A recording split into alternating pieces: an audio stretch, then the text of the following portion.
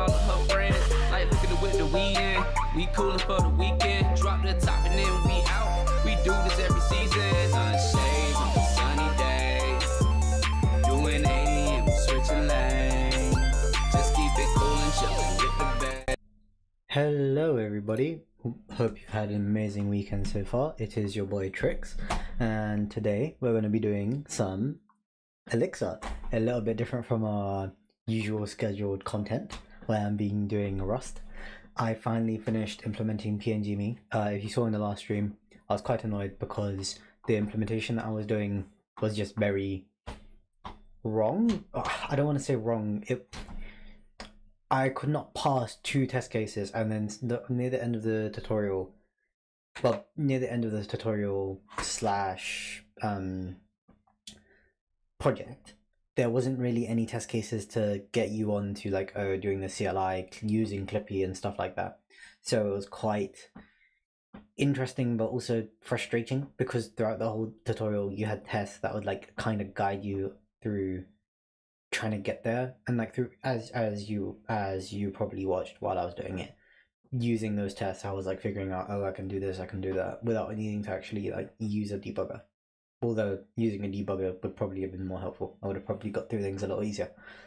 But even though I did not complete it all the way through just with my own pure knowledge, as you guys saw, I was using like other resources, I was looking at other people's solutions and like trying to hack things together. I did learn a lot about Rust, and it was pretty cool. It was a pretty interesting language. The only thing in terms of the things I liked about Rust, I like that it gets you to do everything up front and think about how you're going to manage everything up front. Very interesting way of doing things. Like in higher level languages, you don't really have to worry about that. You can if you want to, which is a good thing about Java. It's just Rust kind of forces you to do it, which is a good thing and a bad thing. The only thing I really didn't like about Rust was the way that you typecast is very, I don't want to say weird, but kind of annoying. You can use as, which is fine, but most of the time you're just trying into .unwrap and then slapping a question mark on there if you get an error or something, which is quite annoying. It's a nice catch-all, but if you don't account for it, it's annoying, and you can get weird errors like I was getting last time, where I just had a bunch of like question marks where I don't know how else you're supposed to account for those things. But in most of the solutions I saw, you just slap a question mark on something, you handle it later on, and then when you do have to handle it, well, things go to shit. So anyway, I do think there are some pros and cons to using Rust. If you're starting out a project, instead of using C++, maybe give Rust a go. If you got a legacy code base that's already in C++ and you want to, and you're running into like weird issues, maybe running into like some weird exceptions, or there's like a weird edge case that could be hit, maybe re-implementing that in Rust could be useful, or like taking those snippets, putting it into Rust, and then just adapting your code back. Because C++ and Rust can basically be swapped in and out. They're very simple. They're very similar, sorry. Not simple. So, I think it has its use cases. And would I recommend it for production? I don't know. I haven't used Rust or C++ in production. I know C++ is used in production in other companies, and it's a very popular language. I haven't tried any of the profiling tools out for Rust. I'm not even sure how many profiling tools there are. Like in Java, you've got Memory Analyzer by Eclipse, Java Flight Records, async profiles, heap dumps, which is what you can do in Memory Analyzer.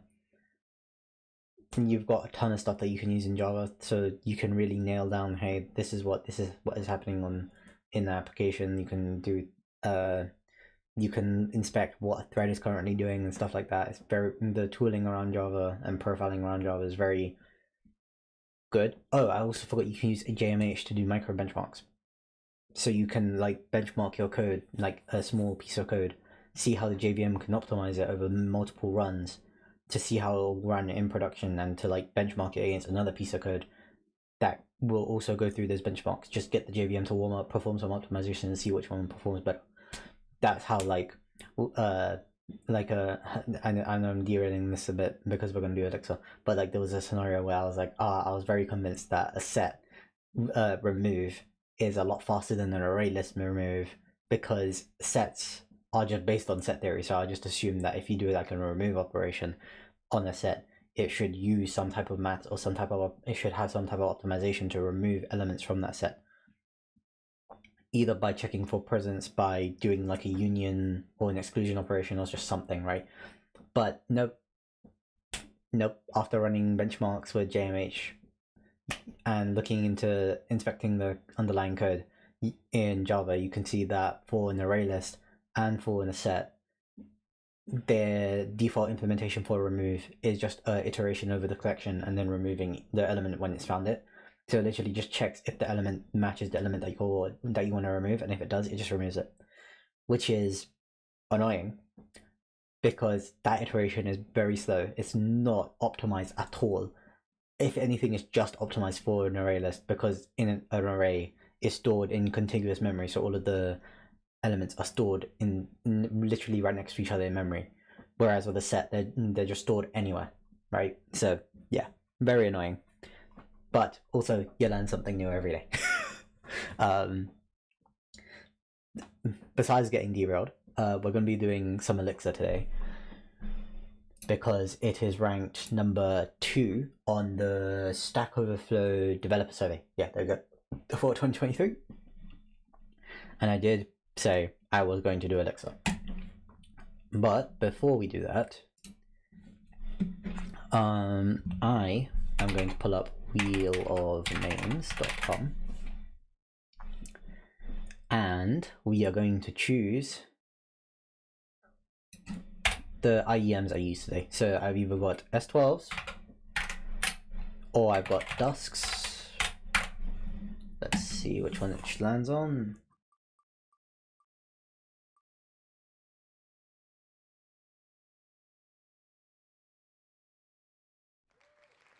Looks like I'm using Dusks today. Basically, I have 2 types of IEMs. You guys have probably seen me with both. These are Dusks, and then my S12 is also on my desk. I swap between them every so often whenever I'm listening to music, and because I'm always on calls throughout the day, or like I'm always working, it's a lot easier to use like noise cancelling headphones to like block out noise around you. So I don't get a lot of time to just like chill and listen to music on my good gear. So I use my weekends, well, when I'm streaming at least, to listen to music with my gear. But the problem is, I am very bad at making choices. When it comes to, like, even when it comes to like, oh yeah, what am I going to work on next? Nope, bad at making choices. So I always chuck up something that can make the choice for me. Because of less choice, there's also something called like decision fatigue, which is like most people can only make a certain amount of decisions per day before they experience something like decision fatigue.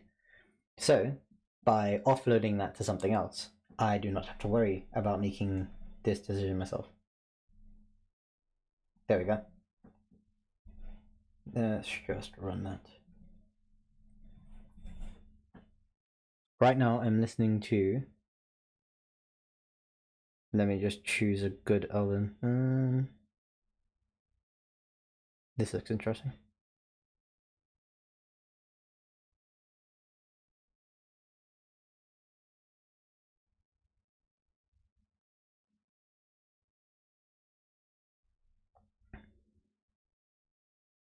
For context, the thing I'm listening to right now is City Pop Origins, and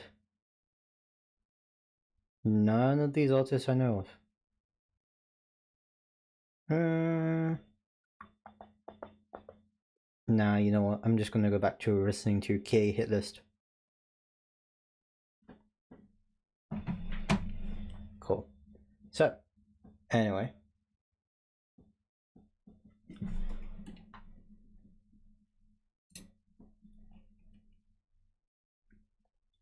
I'm just gonna cd into my documents directory.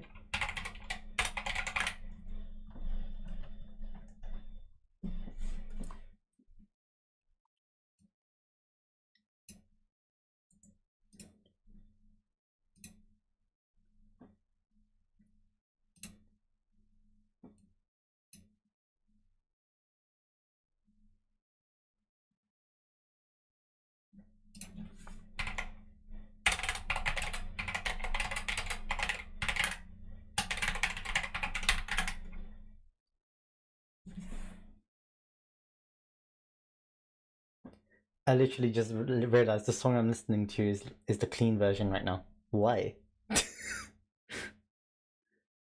Jesus. Okay.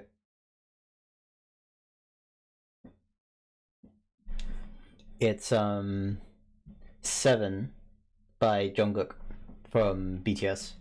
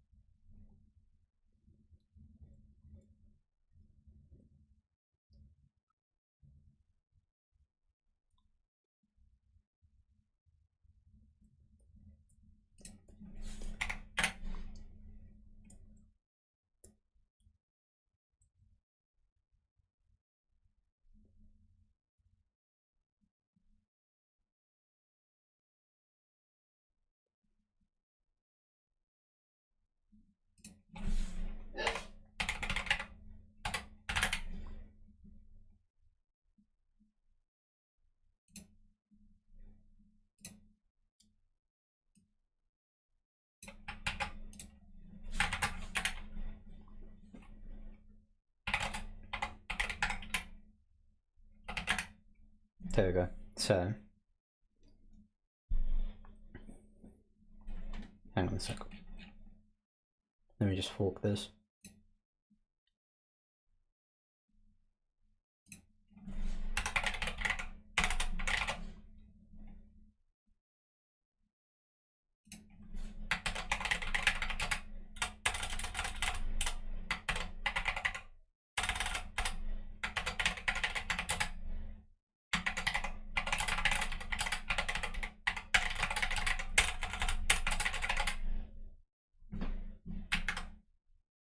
Oh, fuck. Sorry. Forgot that was a thing. This is the one I want. There we go. I hope that's a thing.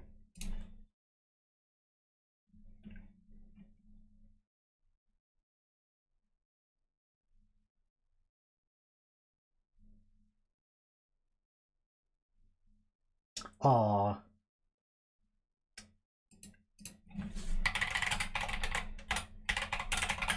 Sorry. Hang on.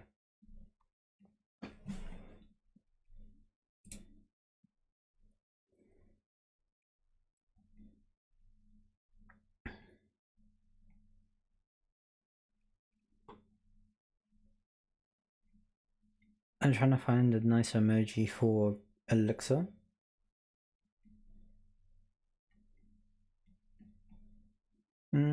Maybe the umbrella. Because I used a crab for Rust. Because of, what's his name? Oh, he has a name. I forgot his name. Actually, I could literally just search Elixir Lang mascot.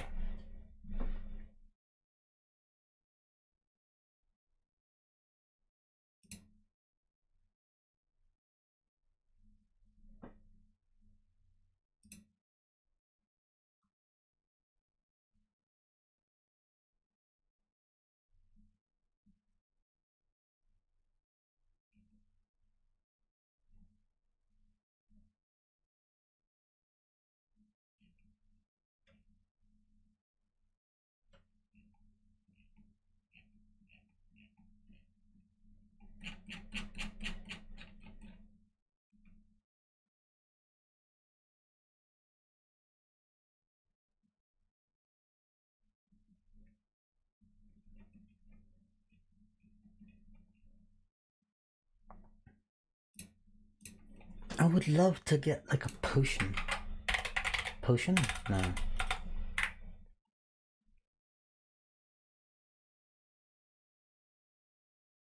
There's a crystal ball.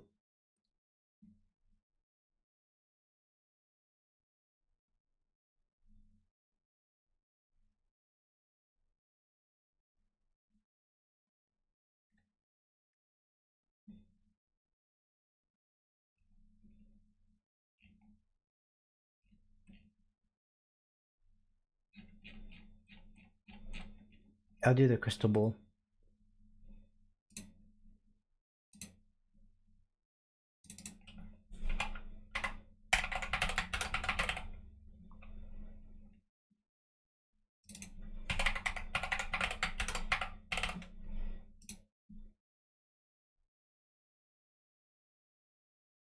There we go.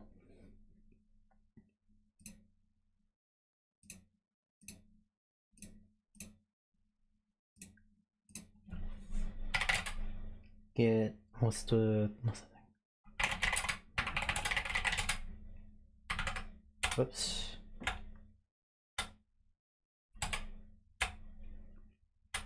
I must have one for upstream.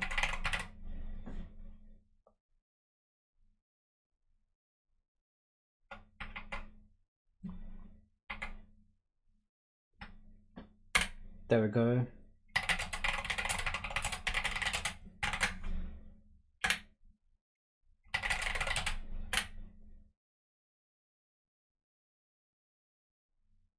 Oh god.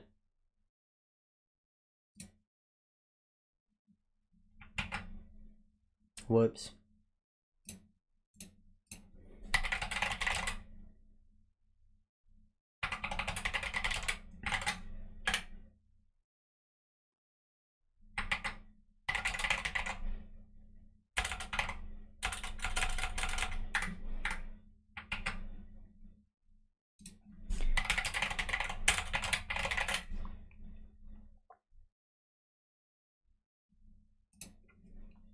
It's because I use SSH keys on my work machine, and I literally signed in to do this. So, get remove.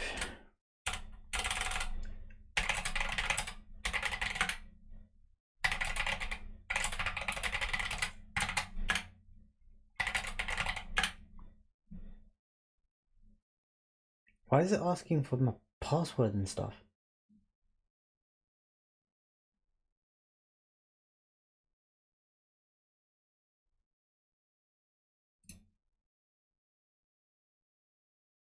I'm just gonna go to the BRB screen and get this sorted. Sorry about this, guys.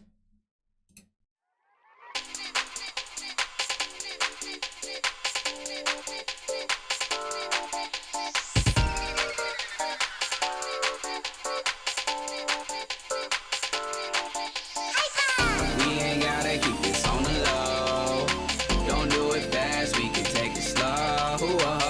Show you things that you ain't seen before. Before you go, you ought to know. I won't be catching feelings. But she got me catching feelings. I can't be catching feelings. But she got me catching feelings.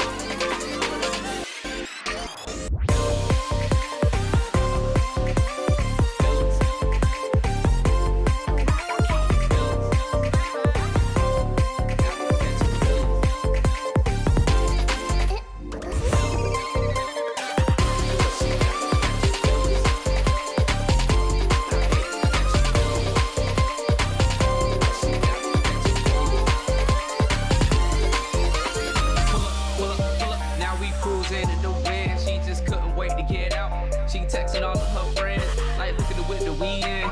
We coolin' for the weekend. Drop the top and then we out. We do this every season. Sunshades on a sunny day. Doing 80 and we switching lanes. Just keep it cool and chillin' with the babe. Don't call my phone out here.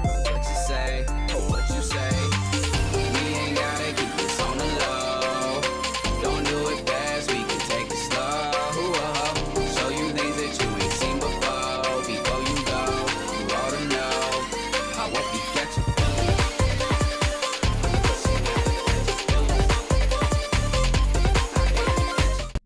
Figured out what the problem was.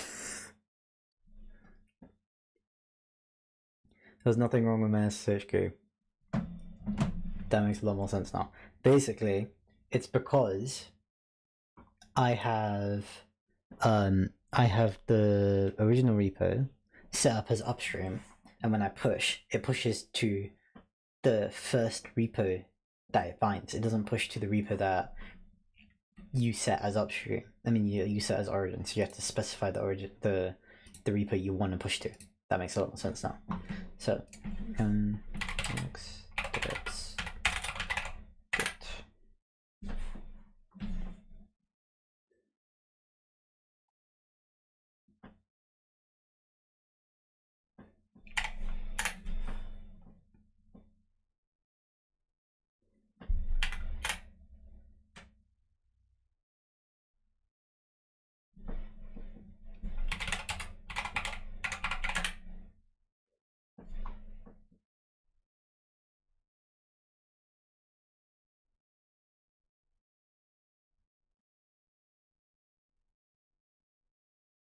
Welcome to Elixir. Let these be your first humble steps towards learning a new language. Path laid in front of you is one of many. Now meditate upon the qualities. We shall contemplate the truth by testing reality, but via evaluate. Assertion failed. And there. Okay. So, true.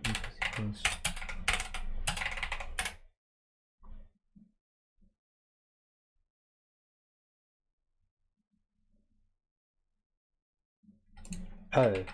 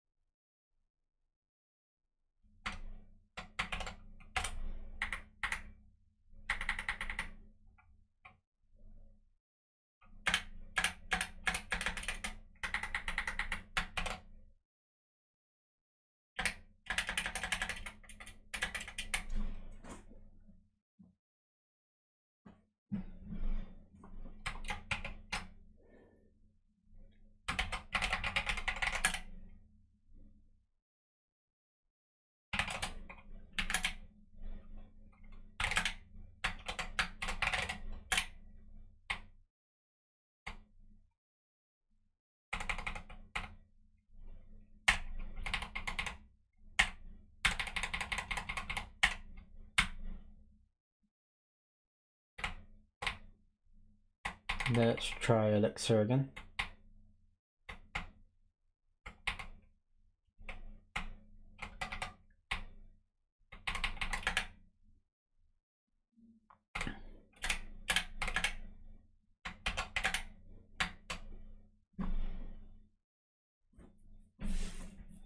Okay, so whatever.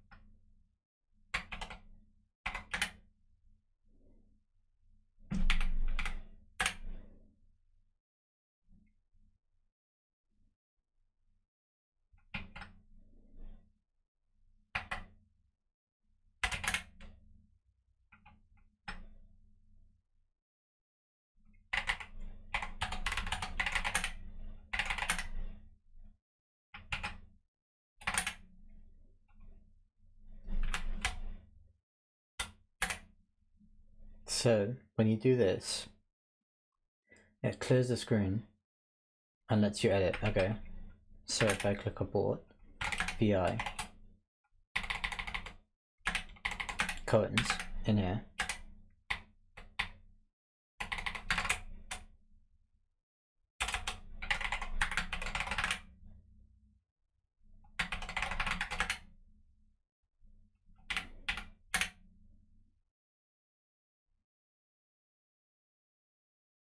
There we go.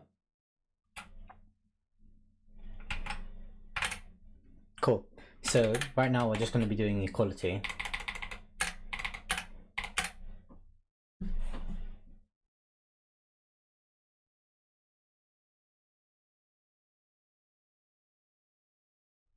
Edit anyway. So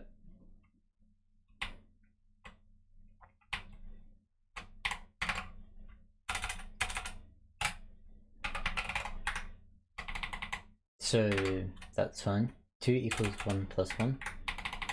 1 is equal to 2 divided by 2. 3.2 is not equal to 1. Some may be looking for bigger things, so let's just say 4. Some others are happy with less to do. That's 2. Let's see.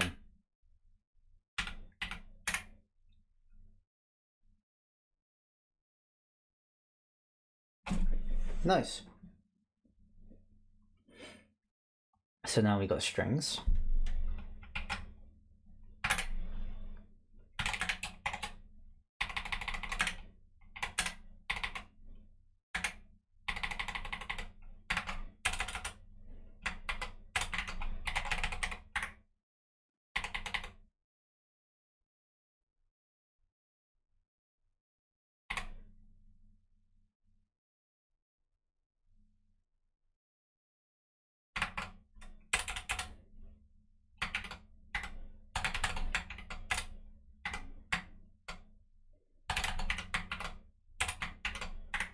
That's pretty cool.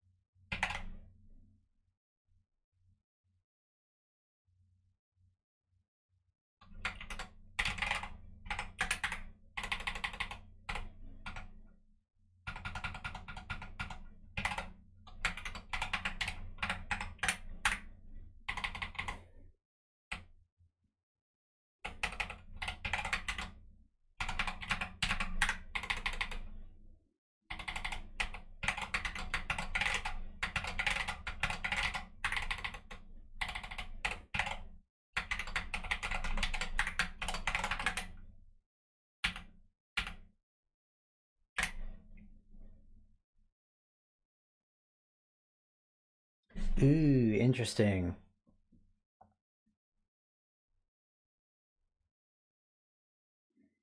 So that operator is a AND. I don't know, that operator is like an AND operator, I'm guessing. But because it's strings and it doesn't have a space already, you need to add one. Oh.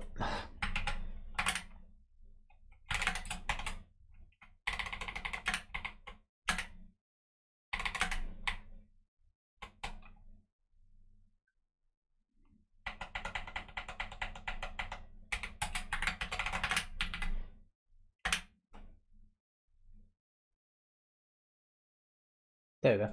So 1 is equal to 1.0.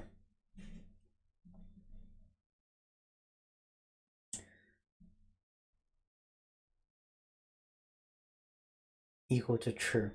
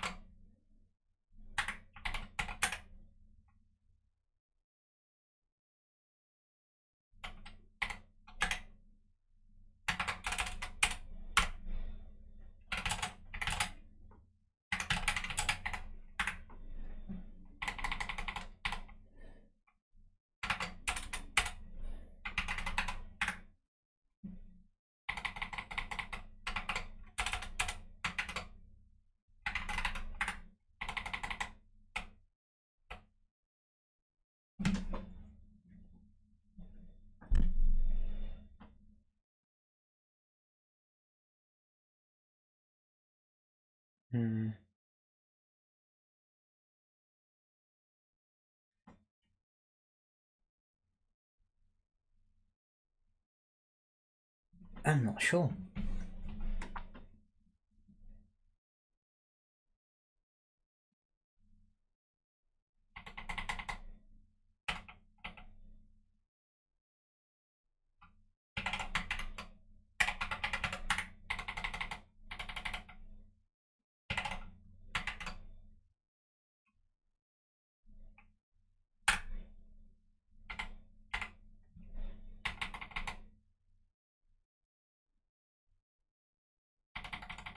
I'm assuming this will be 34, and this would be 0.5?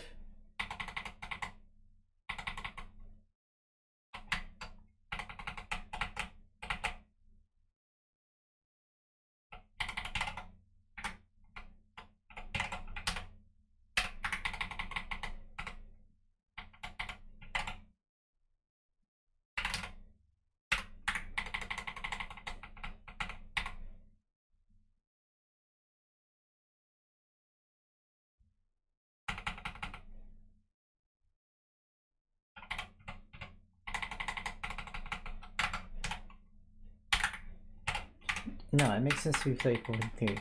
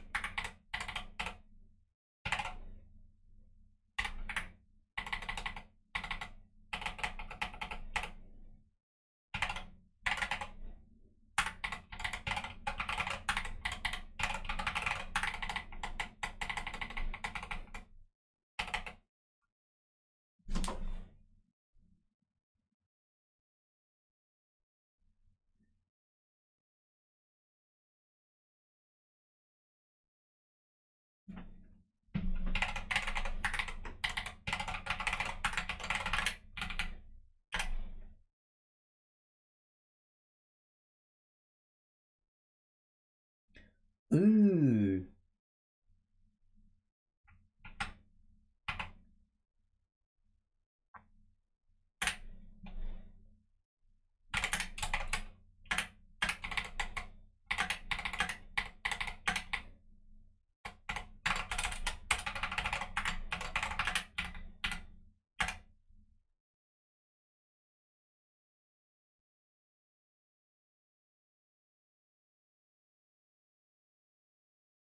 One point oh.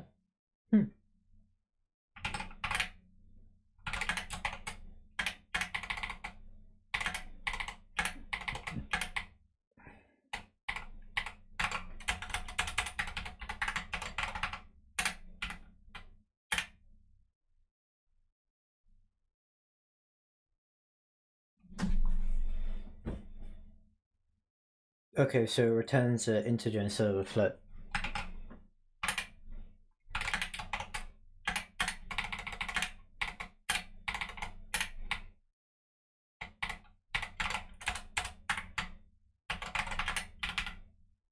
Which makes sense. When you do that in Java 2, it does the same thing.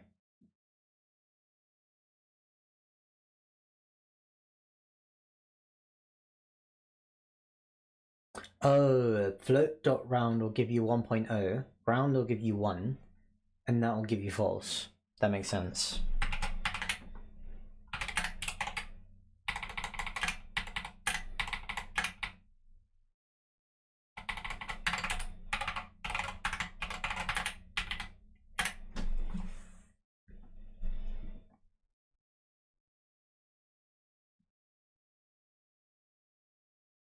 I'm assuming you'll do 2 and then A, right? But it's base 16. I'm assuming the comma 16 gives you base 16. So in base 16, 16 times A is 1, 0, 1, 2, 3, 4, 5, 6, 7, 8, 9. Then A is 10, right? And then you got 2 times 16, which is 32, so 330, I'm assuming.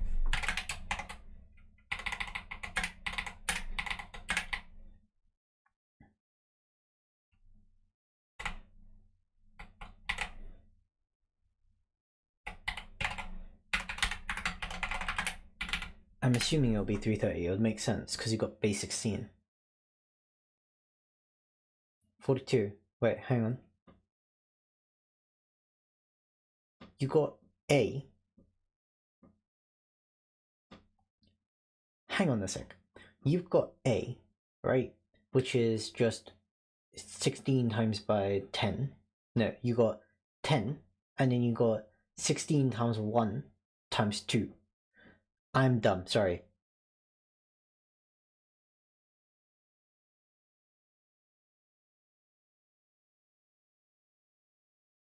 Yeah, I'm just stupid. Sorry. That was stupid. That was so stupid of me. God damn it. Why did I say 330? Ah.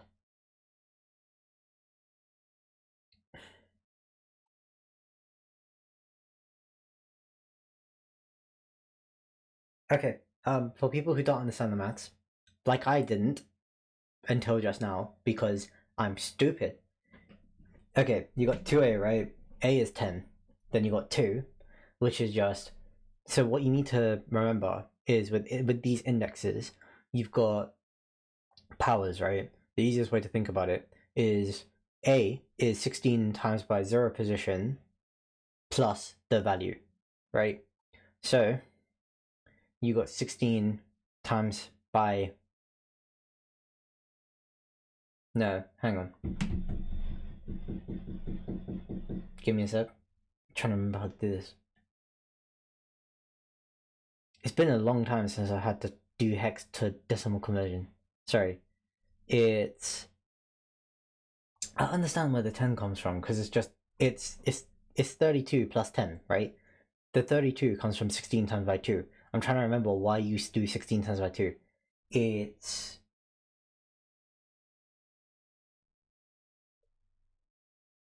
(16 to the power 0 times by... Oh! Yes, okay. Sorry. Yes, I was remembering it wrong. It's not 16 times by that index plus whatever. It's 16 to the power of that index times by whatever. So kind of like with base 2. That's why I was like, what am I doing? So let's say you have like 0, 1, 1, 0, 0, 1, right? That value is just... I'm going to do right to left because it's easier to do. It is... So that, you know, is 2, right? On the very far side. No. 1, 2, 4, 8. It's 1. Sorry. What's wrong with me today? Yeah, what's wrong with me today? Sorry. It's 1 times by 2 to the power of 0 plus 0 times 2 power 1 plus 0 times... Let me just... 0... Let me just make this a little nice to look at. Times 2 power 1 plus 0, 3 power 2 power 2 plus 1 times 2 power 4 power 3, sorry, plus 1, 2 power 4 plus 0, 2 power 5, right? So that becomes... This becomes 1 plus 1 to the power of 2 times 2 times 2, which is 8, plus 1 times 2 to the power 4, which is 2, 4, 6, 2, 4, 8, 16. Right? So that becomes 1 plus 8 plus 16, which becomes 8 plus, so that's 9 plus 16. So it's just easier if I do 16 plus 8 and then plus 1. So 16 plus 8 equals 24 plus 1 is 25. Right? So if I go to a binary to this,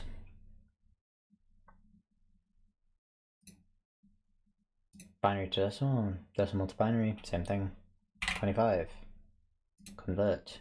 11001.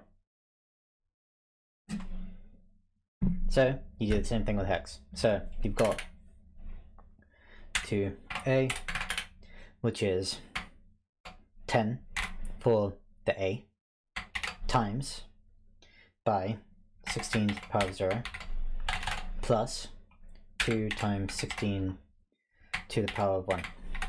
That becomes 10 plus 2 times by 16, which becomes 10 plus 32, which becomes 42. Sorry about that. That took me a while.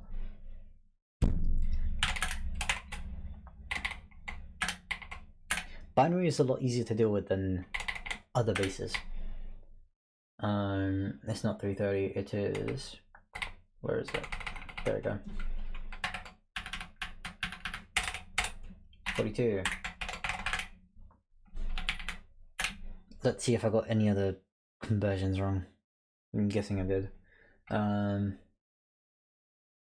it still accounts for the space. Interesting. Oh.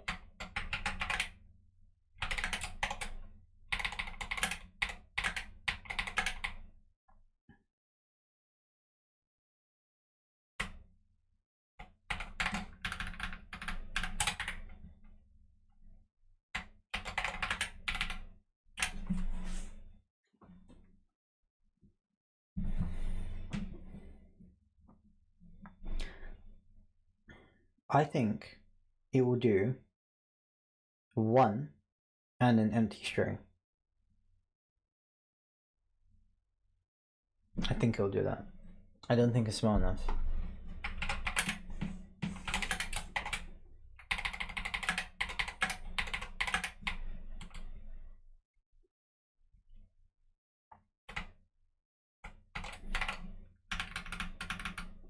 I had a lot of confidence here. It's what's wrong with me?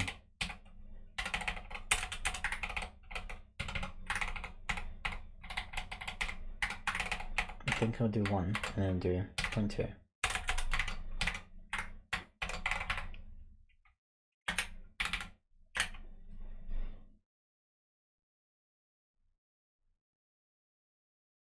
Interesting. So when you do ceiling, it rounds to... It rounds all the way up instead of rounding to 1 decimal. Well, that kind of makes sense. I'd expect if you want to do round, you'd round to whatever decimal you want. If you do ceiling or floor, you just want it to round to the first integer that it can round to.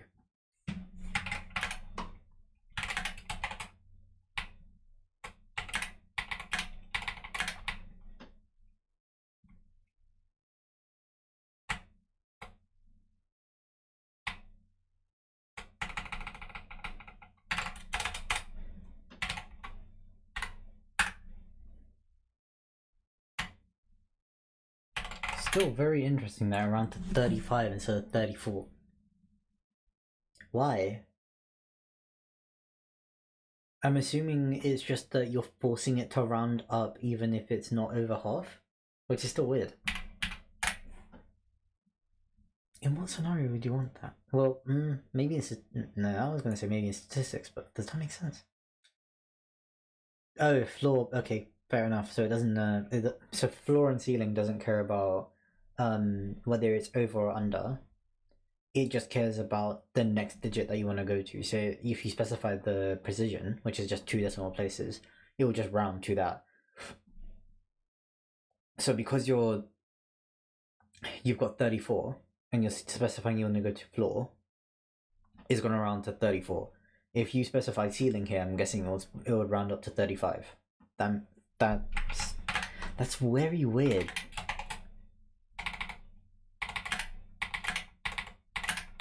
Okay.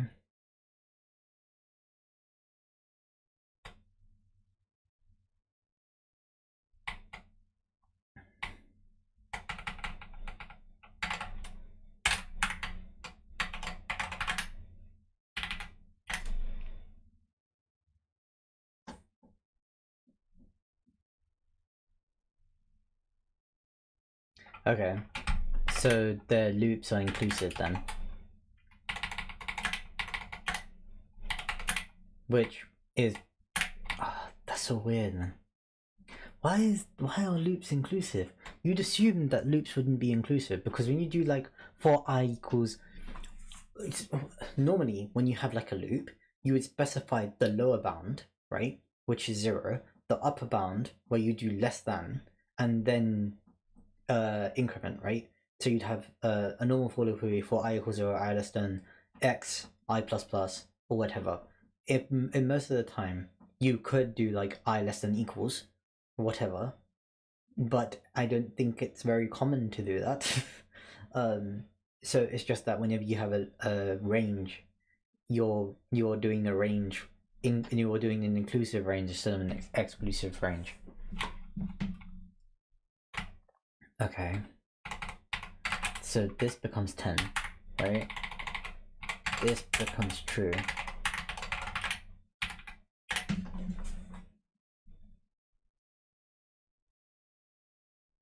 Yeah, cool.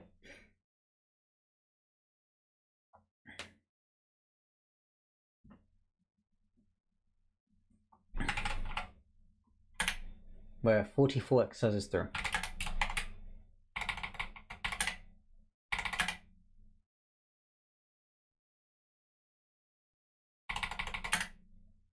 Okay, so atoms are consistent where their name is their own value. So I'm assuming it will be atom. Is that how that works, or is it just human?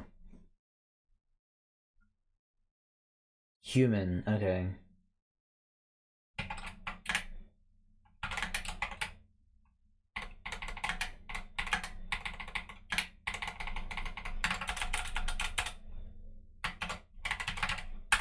Okay.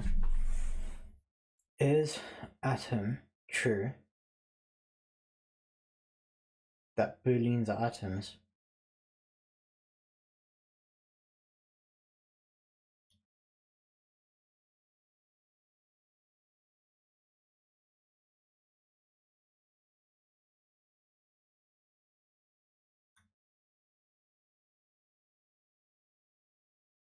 How do they want you to solve 6 and 7?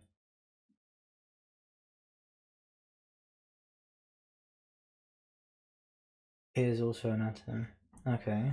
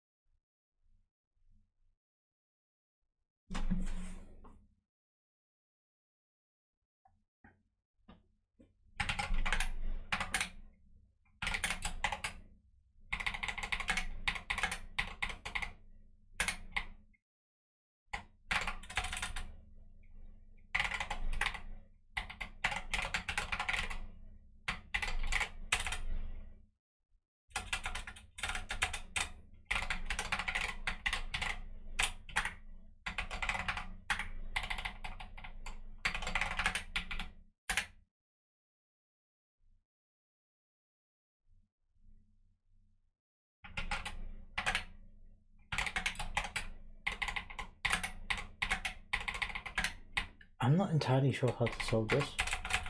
I'm assuming you just put in a letter.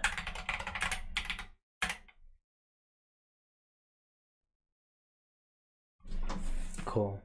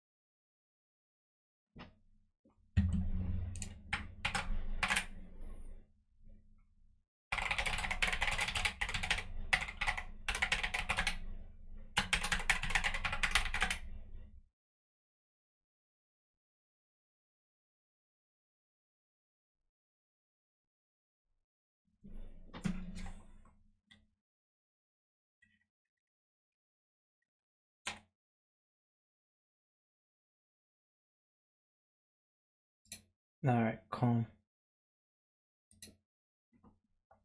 I'm just gonna check out my stars and see what I do have starred. I've got Elixir, Cohen's, Jackson, Datavine, Netty, Aaron, Agrona, SB. Cool. I'm just gonna unstar this because I've now started it. Anyway.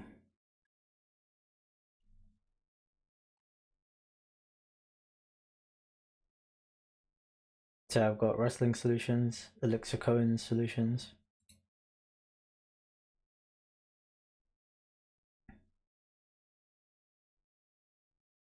Does it tell you what build of Elixir Cohen's I'm on? Oh, they don't have builds. Okay.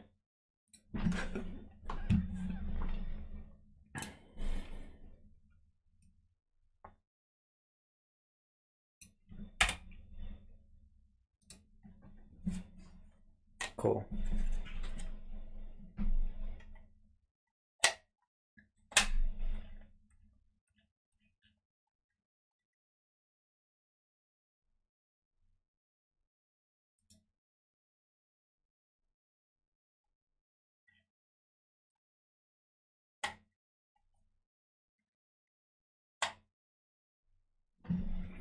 Anyway, I think I'm gonna call it there for today, and I'm just gonna push up these changes.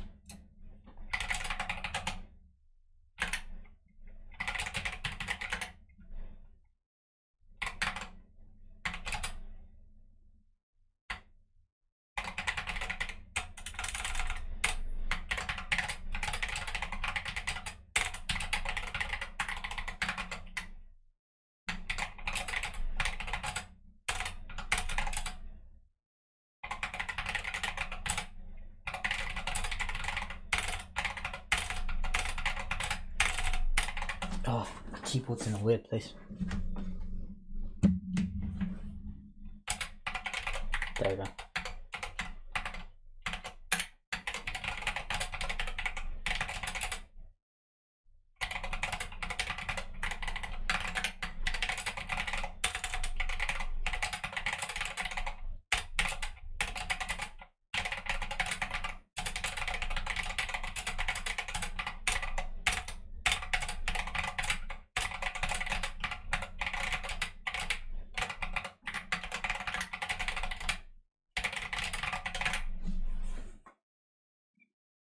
There we go.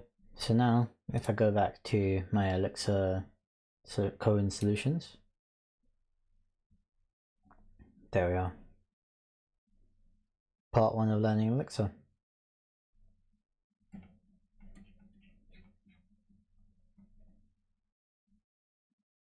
Cool. So, I'm going to call it there for today. Thanks for watching. I'm going to continue this tomorrow. Like, subscribe, enjoy the rest of your day, and peace.